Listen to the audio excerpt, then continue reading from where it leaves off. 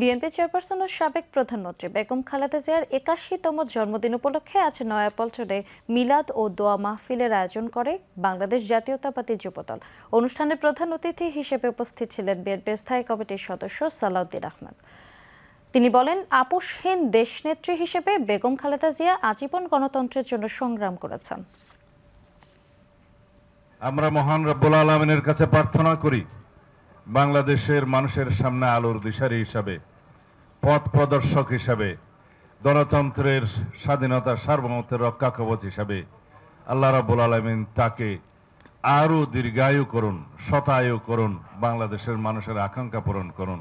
আশা করি বাংলাদেশের জনগণ ভবিষ্যতে গণতান্ত্রিক উত্তরণের পথে যে কোনো রকমের বাধাকে অতিক্রম করতে সংকল্পবদ্ধ।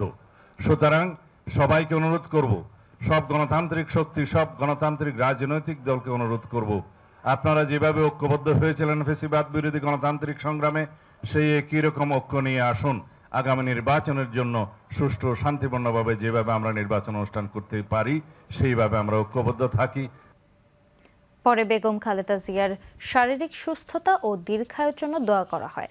দোয়া মাহফিলে বাংলাদেশ জাতীয়তাবাদী যুবদলের কেন্দ্রীয় নির্বাহী কমিটির নেতৃবৃন্দ সহ আরও অনেকে উপস্থিত ছিলেন।